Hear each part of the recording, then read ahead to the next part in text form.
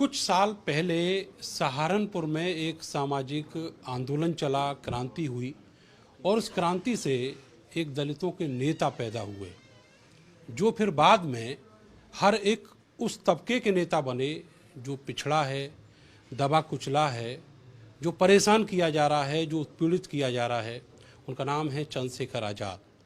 सामाजिक क्रांति से वो राजनीति की तरफ आए और अब उत्तर प्रदेश के नगीना लोकसभा क्षेत्र से चुनावी ताल ठोक रहे हैं। मेरे साथ मौजूद हैं चंद्रशेखर जी। आपका भारत समाचार पर बहुत बहुत स्वागत। धन्यवाद धन्यवाद भाई आपका। पहले तो ये जानना चाहेंगे आपका चुनाव कैसा चल रहा है? देखिए, मेहनत चल रही है, जनता के बीच जा रहे हैं, जनता से मदद की अपील कर रहे हैं और यहाँ के जो बुनियादी मुद्दे हैं उन सबको नोट कर रहे हैं। बहुत सारे लोगों को जिम्मेदारियाँ दे रहे हैं, बहुत सारी चीज़ों पे काम कर रहे हैं और इस विजन के साथ काम कर रहे हैं कि जब हमें अवसर मिलेगा तो हम इन सब चीज़ों पे काम करेंगे जिनको नेताओं ने नजरअंदाज कर दिया। बहुत सारी समस्याएं यहाँ हैं, बाढ़ की है, खो की है, बेरोजगारी की है, भ्रष्टाचार की है, किसानों की फसल की समस्या है, आवारा पशुओं की, गन्ना मिलों की समस्या है, समय पर भुगतान नहीं होता और अच्छे हॉस्पिटल नहीं है, अच्छे कॉलेज नहीं है, अच्छी यूनिवर्सिटियाँ नहीं है, अच्छी सड़कों के बहुत बुरे हाल है। सिहोरा में कल गया था, आज फिर जा रहा हूँ, इतनी बुरी सड़कें हैं। ईदगाह वाली सड़कें अभी तक नहीं बनी है, इतने नेता आके चले गए। जो यहाँ की बुनियादी समस्या है, कभी नेताओं ने उनको समस्या माना ही नहीं है। तो जनता परेशान है और वो चाहते हैं कोई ऐसा आदमी आए जो उनकी आवाज़ को उठाए। सर, जो आपके राजनीति में साथी थे, जो एक्टिव साथी, बड़ी पॉलिटिकल पार्टी वाले, वो सब आपको एक एक करके किनारा हो गए। तो क्या मतलब आप महसूस करते हैं ऐसी स्थिति में, जबकि लोकसभा का चुनाव भी था और ऐसे नाटकीय अंदाज में एक एक करके किनारे हुए जिसके बारे में शायद सोचा भी ना हो? देखिए, ऐसा है, जिनको हम गुरु मानते हैं माननीय काशीराम साहब, उन्होंने बड़ी अच्छी प्यारी लाइन जो है वो दोहराया करते थे। मैं अकेला ही चला था जानी में मंजिल, लोग मिलते गए काफिला बनता गया। पैदा आदमी अकेला होता है और जाता भी आदमी अकेला है। तो ये तो सफ़र है, सफ़र तय करना है। इसमें बहुत सारे दोस्त भी मिलते हैं, बहुत सारे दोस्त चले भी जाते हैं। काशीराम साहब कहते थे, एक मिलेगा, एक जाएगा, 100 आएंगे। तो ना जाने वाले की परवाह करो, ना अगर वो रुकना नहीं चाहता उसको रोकने की परवाह भी ना करो, जो आ गया है उसकी परवाह करो। आज जो लोग हमारे साथ खड़े हैं, एक इतना बड़ा परिवार बन गया है कि चाहे वो जिनसे हमारा मुकाबला है, सत्ता पक्ष के लोग हैं, चाहे वो हों या जो और साथी लड़ रहे हैं, उनकी सबकी जुबान पे चंद्रशेखर आज़ाद है। ये इस बात का प्रमाण है कि जनता जहाँ जा रही है तो वो उनको चंद्रशेखर आज़ाद दिखा रही है। तो ये पिछले 4.5 महीने की मेरी व्यक्तिगत और हमारी पार्टी की पिछले 1.5 साल की भीम आर्मी आज़ाद समाज पार्टी की कार्यकर्ताओं की मेहनत है कि उन्होंने इतना काम किया है इस धरती पर कि यहाँ लोगों के अंदर विश्वास पैदा हो गया कि भाई हमें चंद्रशेखर आज़ाद को इस बार आगे बढ़ाना। चंद्रशेखर आज़ाद पे तो वैसे भी लोगों को, जो लोग आपसे उम्मीद रखते हैं, उनको यकीन है, विश्वास है। और इसी तरह की छवि पिछले कुछ एक सालों में जयंत चौधरी की भी बनी थी। आपकी शायद इसी विचारधारा, चूँकि एक थी, एक तरीके से काम करने वाले, एक साहस के लोग थे, लेकिन एकाएक वो जिस तरीके से बीजेपी में गए, तो उसे आप किस तरीके से देखते हैं? भाई देखो, ऐसा है, उनको अपनी पार्टी चलानी है और उन्होंने कोई फैसला लिया, सोच समझ के लिया होगा। अब जो अलायंस में थे समाजवादी पार्टी के, मुझे लगता है उनमें से एक भी आज उनके साथ नहीं, चाहे जैन जी हो, चाहे कृष्णा पटेल जी हो, चाहे ओम प्रकाश राजभर हो, चाहे संजय चौहान हो, शायद मुझे लगता है कोई भी नहीं। तो अब ये तो वही लोग जानते होंगे उनमें और जिस पार्टी से वो अलग हुए उनमें क्या समस्या हुई होंगी। मेरा काम है जनता की सेवा करना, जनता की आवाज़ उठाना। मैं सड़कों पे उठा रहा हूँ, जनता मौका देगी तो पार्लियामेंट में जाकर उठाऊंगा और इतनी दमदारी से उठाऊंगा कि जनता को एहसास हो जाएगा कि नेता कैसे कहते हैं।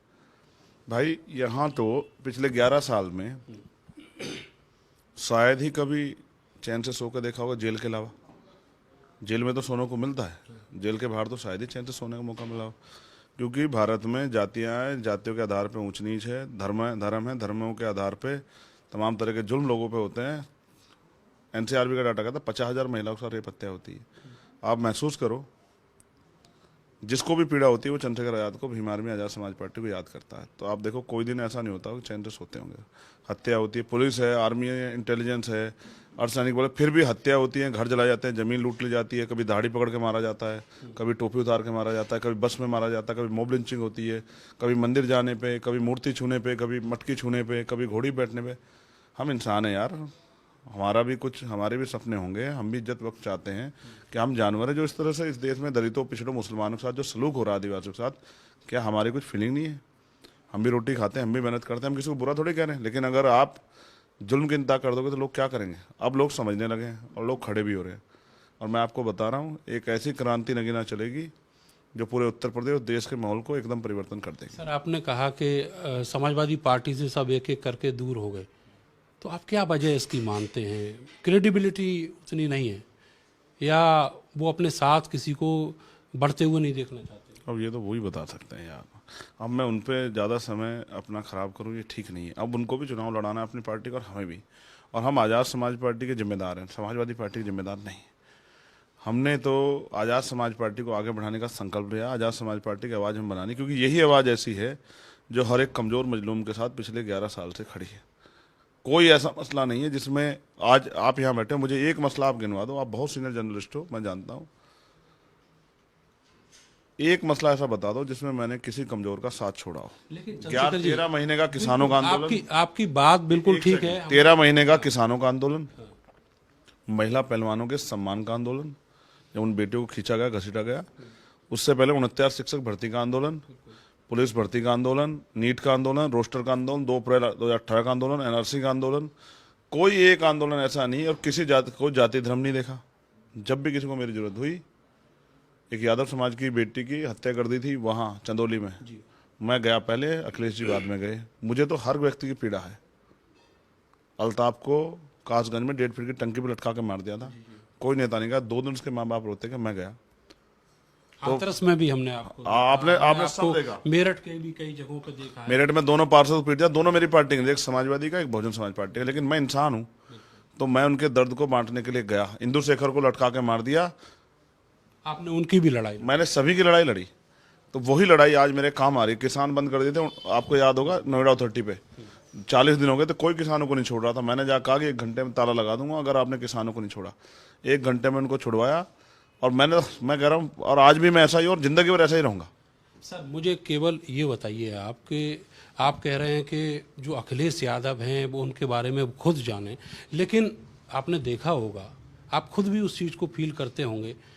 आप याद कीजिएगा, विधानसभा चुनाव से पहले चंद्रशेखर आज़ाद ने कुछ सीटें मांगी थी अपनी पार्टी बनाने के बाद, सीटें नहीं दी। फिर उसके बाद आपको लोगों ने भावुक होते हुए भी देखा।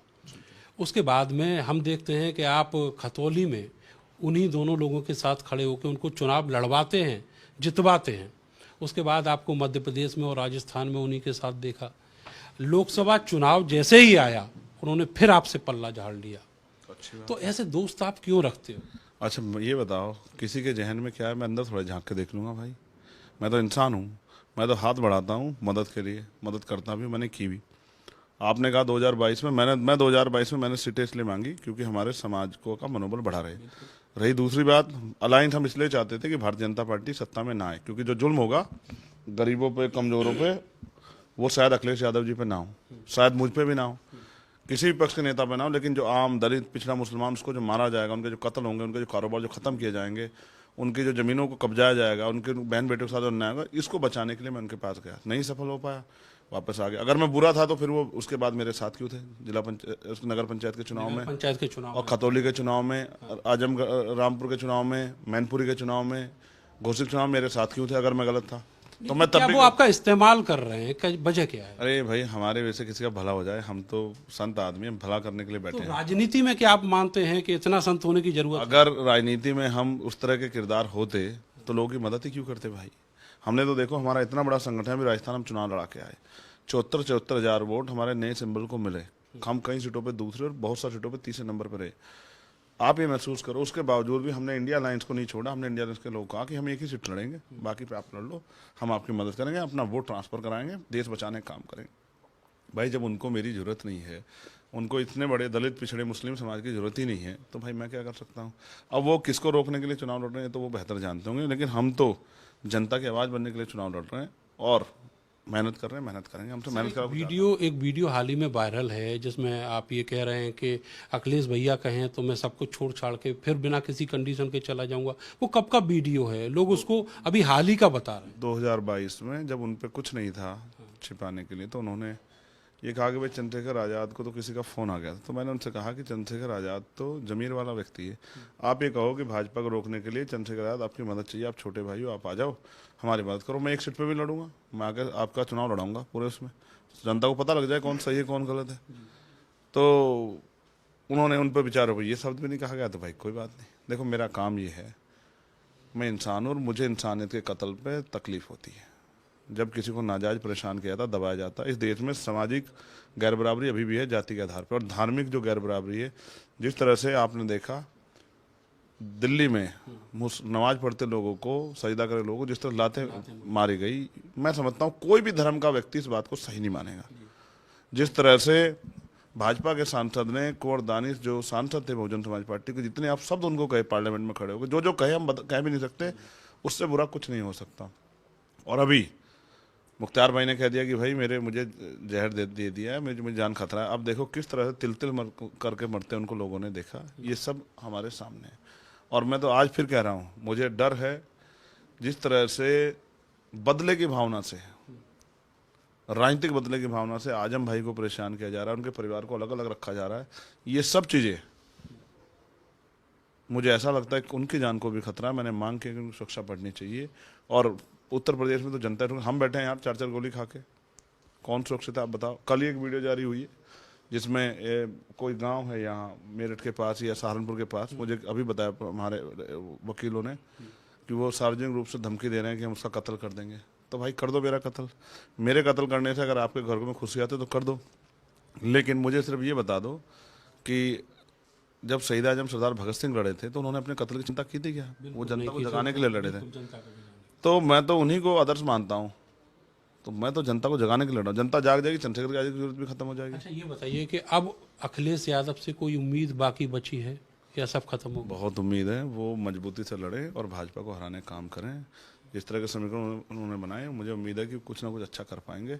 हमें अपने ऊपर भरोसा है कि यहाँ की जनता, देखो जब नेताओं ने हमारा साथ छोड़ दिया, वो आपको चुनावी सीजन में पसंद नहीं कर रहे तब भी, अब हमने क्या कहा, हमारा अपना जहन है, हमारा अपना दिल है, हमारे जो अपने विचार हैं उनके अपने विचार हैं। देखो फिर आप इस बात को महसूस करो, नेताओं ने हमारा साथ छोड़ दिया, हमने जनता का हाथ पकड़ लिया और हम जनता के भरोसे हैं। लोकतंत्र में जनता मालिक होती है, जनता जिसके साथ रहेगी वही ताकतवर होगा, जनता जिसे ताकत देगी वही आगे बढ़ेगा। ये तो जनता के ऊपर है।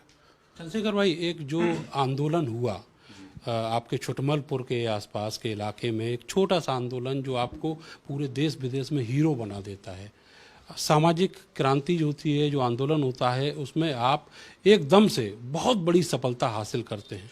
लेकिन जब आप चुनाव में आते हैं तो उसके बाद में पॉलिटिकल पार्टियां हाथ झाड़ देती हैं और आपको भी लोग उतना पसंद नहीं करते जितना आपको समर्थन सामाजिक आंदोलन में मिलता है।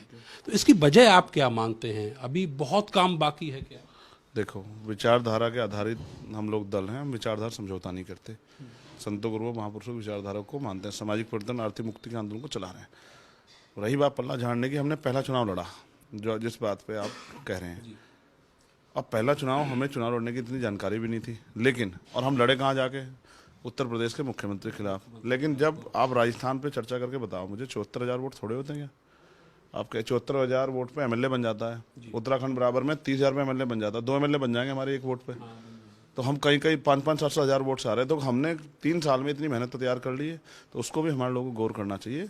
देखो, पेड़ जब लगता है ना, वो एकदम नहीं बड़ा होता, ना एकदम फल देने लगता, ना छाव देने लगता। और बड़ी बात, बच्चा पैदा होते हुए 1 दिन का होता है, 1 साल का होने के बाद वो घुटनों पे आता है, चलना नहीं सीखता। एकदम ऐसे घुटनों पे खड़ा हुआ तो दौड़ने लग जाएगा, समय लगता है धीरे धीरे। जो केले का पेड़ थोड़ा ये कि एकदम बनेगा, 1 साल के 1 बार फसल देगा, खत्म हो जाएगा। ये तो आम का पेड़ है, धीरे धीरे तैयार होगा। तो अभी तो समाज का संरक्षण कर रहा है।